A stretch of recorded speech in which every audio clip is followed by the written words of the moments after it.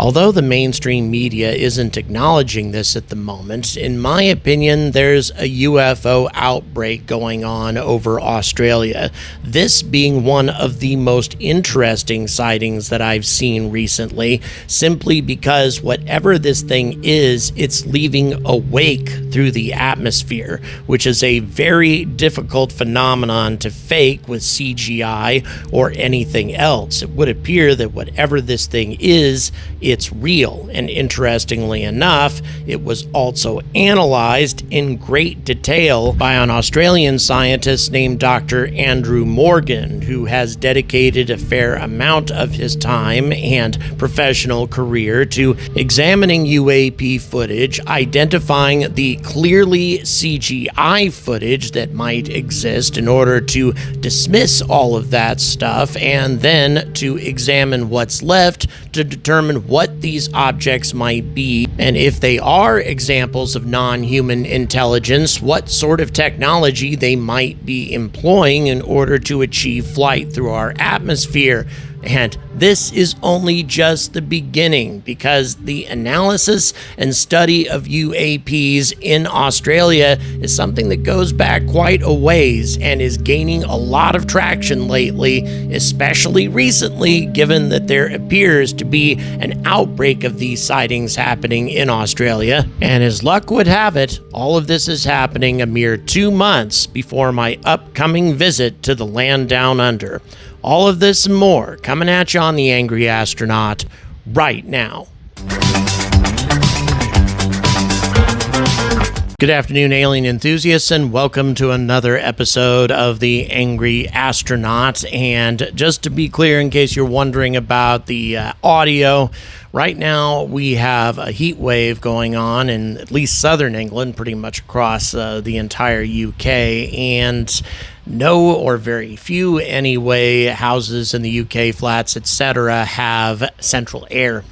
So that being the case, we're looking at temperatures around 32 degrees Celsius in the low 90s, for those of you who use Fahrenheit, with no central air. So things tend to get pretty hot inside these flats. And so right now I have an air tower, an air cooling tower, blowing directly on me right now. It's one of the few ways that this flat is tolerable while you're trying to record a video. So once again, I apologize for all of the disruption. Okay, spent enough time talking about that. Let's talk about Australia. Once again, I'm focusing on the land down under a lot in terms of UFO outbreaks, simply because I'm planning on traveling there, as many of you know, and I would really like to get a better handle on what's going on in the UAP world, the research and study of the UAP phenomena in Australia in particular, just to see what might escape my notice. One, just information I want to make sure I have before I actually make the journey. And it's been quite fascinating indeed, because even though the local news agencies in Australia haven't acknowledged this, it does appear that there is a UFO outbreak of sorts going on in Australia. And by an outbreak, I mean similar morphologies, similar types of encounters, mostly involving orb UAPs. So I've done a fair amount of searching across the internet, trying to find just various UAP footage that might have been filmed across Australia, and I found stuff from Sydney to Perth, and it's been very interesting indeed, including the work of one particular UAP researcher who's been filming orb UAPs across Australia for about a decade and a half. Seems kind of remarkable that one person would capture UAPs on such a regular basis, but then again, I have to say that these sorts of things seem to be happening with greater frequency than they used to, and people are looking for these incidents more than they used to. And if you know the difference between what a satellite looks like and a satellite's behavior versus an orb UAP, and you can see that difference, well, that's a distinction that may not have been quite so clear in previous decades. You might have just blown off these sightings as being nothing more than satellites, just because in many cases they really do look like satellites. However, having seen orb UAPs myself, and I can testify to the fact that there are orb UAPs that look very much like satellites, but their behavior differs tremendously. And by differing, I mean a UAP that tracked across the sky just like a satellite. I watch satellites all the time. I've been watching satellites since I was a kid, and then all of a sudden it stops and hovers for a considerable amount of time before disappearing, which is something that a satellite absolutely cannot do. And this sort of thing seems to have been appearing on the camera phones of Australians, especially recently, all the time. And in my opinion, this qualifies as a UAP outbreak, but I'd like you to have a look and see what you think about it. All right, out of all of the footage that I watched today, this is probably the most intriguing. Whatever this thing is, it's leaving an atmospheric wake behind it.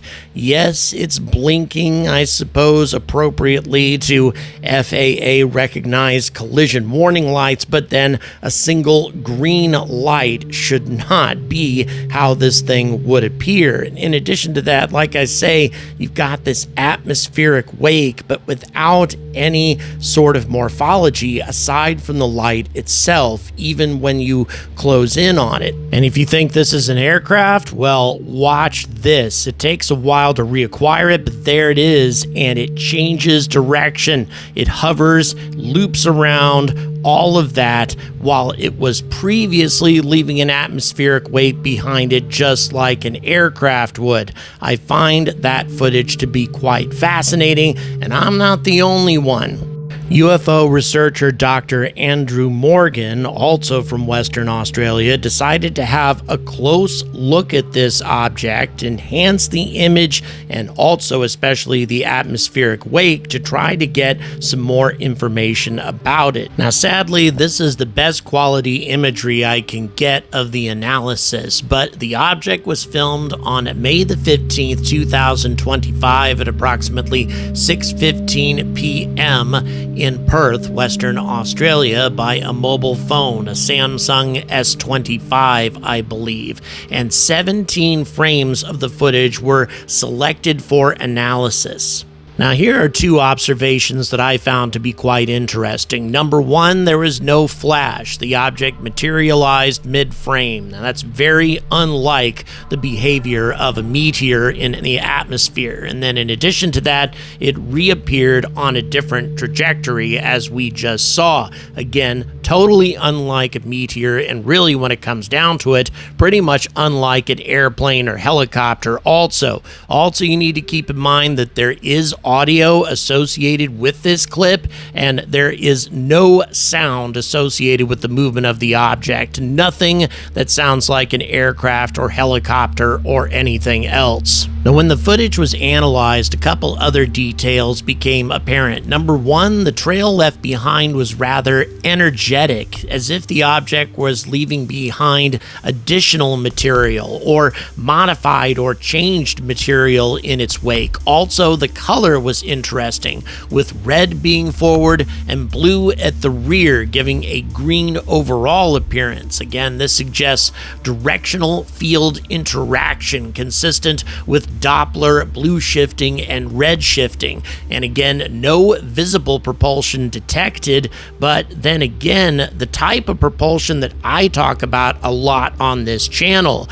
Propulsion that utilizes ionized air in order to provide lift and thrust. Well, that's something that, in my opinion, might be apparent in this footage, especially given the analysis and the information that the analysis revealed. And for those of you who have watched my channel before, you know that I talk a lot about magnetohydrodynamic propulsion, and when this is operating in the air, it ionizes the air in front and and behind the spacecraft, utilizing electromagnetic fields to provide airflow around the object, therefore providing lift and thrust. And so the analysis suggests the possibility that the spacecraft is actually drawing energy from the air around it, but I would propose an alternate theory that what we are actually seeing is the air being manipulated by the object and providing thrust and lift for it as it travels. And then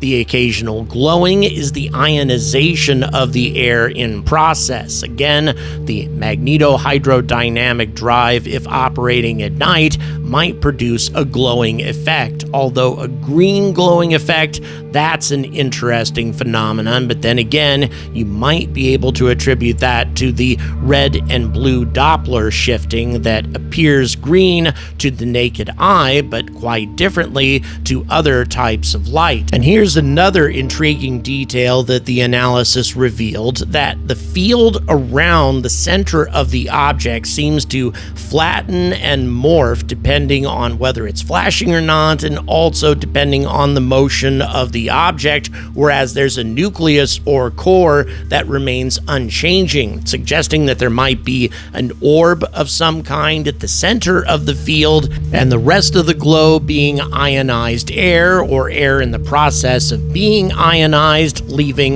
this interesting atmospheric wake behind it. And once again, the only reason we can see it so clearly in this particular footage is because it's passing through what appears to be humid atmospherics, and that's something that most of these orbs either aren't doing or the lighting isn't quite right in order to reveal the atmospheric wake. As a matter of fact, the wake goes away later in the footage. So here's a summary of the findings. Number one, no propulsion, at least no visible propulsion, and this supports the hypothesis of field-coupled rather than inertia-driven travel. In addition, this image analysis seems to be consistent with prior orb studies, so this appears very similar to other orbs that these folks have researched in the past. And then finally, imaging aligns with spatial lattice theories proposed in work that these folks have done in the past. In other words,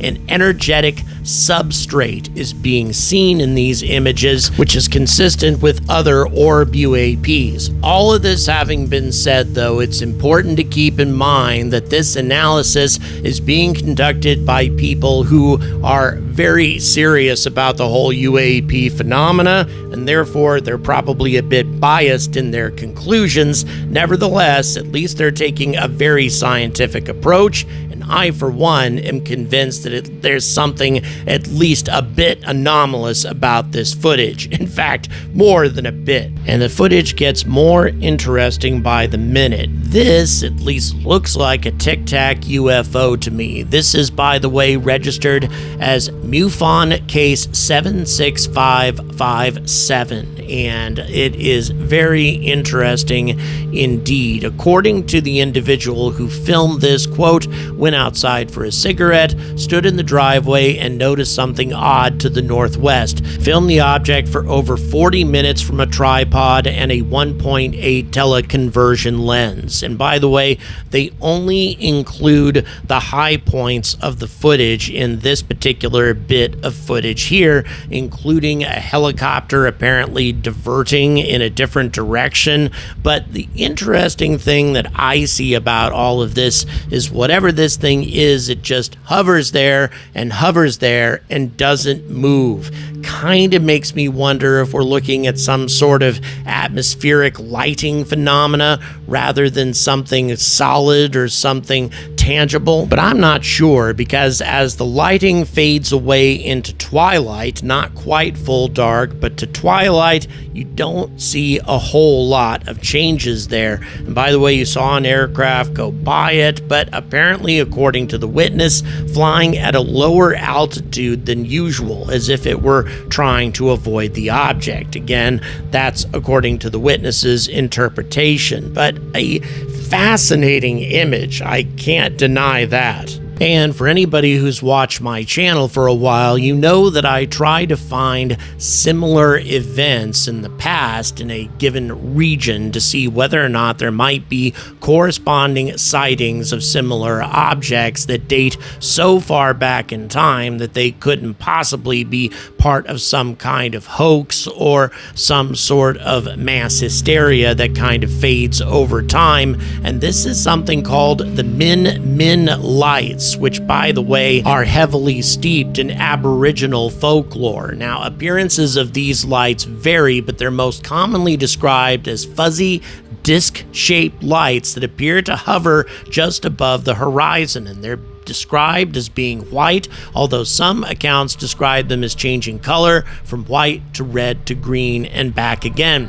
Some accounts describe them as being dim and others being bright enough to illuminate the ground under them and cause nearby objects to throw clearly defined shadows. According to folklore, the lights sometimes follow or approach people and disappear when fired upon, sometimes very rapidly, only to reappear later on. And anyone who chases the lights and catches them will never return to tell the tale. Now, some witnesses describe the light as appearing to approach them several times before retreating. Others report that the lights were able to keep pace with them when they were in a moving motor vehicle.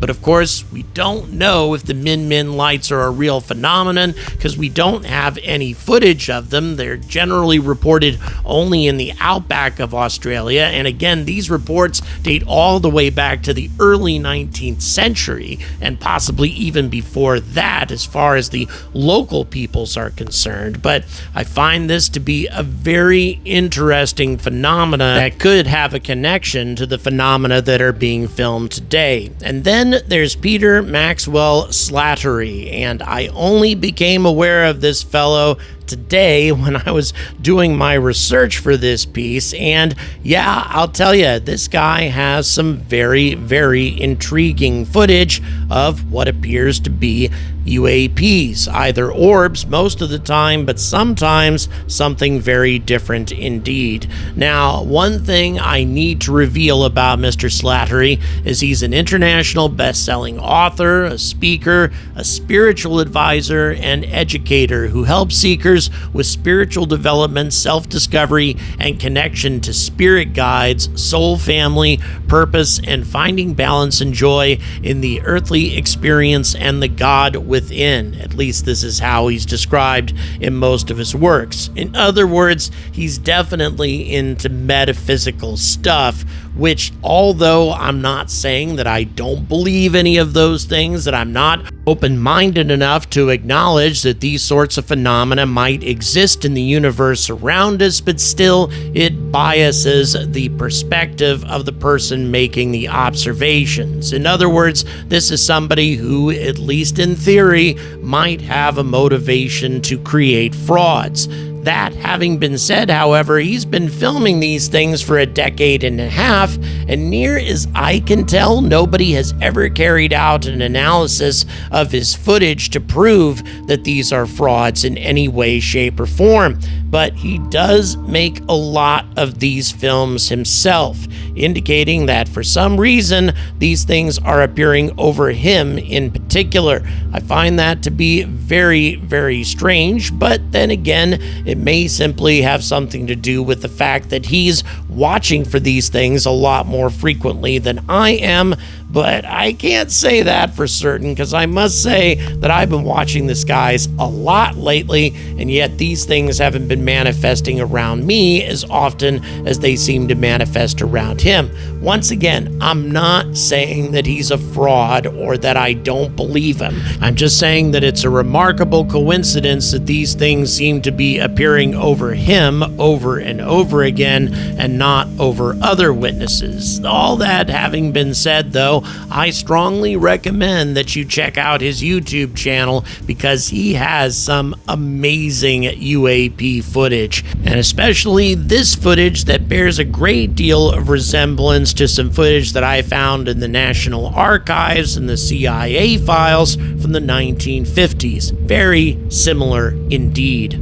But if you want to see one piece of footage that is a bit startlingly familiar, well, you have to just look at this. Look at that little object that whatever just went by. It went by like a flash, but if you freeze the image, that's what you've got. A white Tic Tac. Now, not a particularly large one. I'd say that would be maybe a meter or so in length, but regardless, that is another piece of remarkable footage. And again, if you think the notion of a tiny Tic Tac UFO, again, maybe a meter in length or maybe even smaller than that, if you find it difficult to swallow that sort of concept, well, similar objects have been seen on Mars. Similar size, similar morphology. So to anybody who says that UAPs are just a phenomena that's unique to the United States and Canada, just a North American phenomena, and that's why it's not legitimate, is because it's just the imagination of Americans and Canadians that are conjuring these things up, and you don't find it anyplace else, well, Australia is a noteworthy exception to this. It's an area that is incredibly rich in UFO sightings and UFO footage, and I can't wait to get there and see some of this stuff for myself.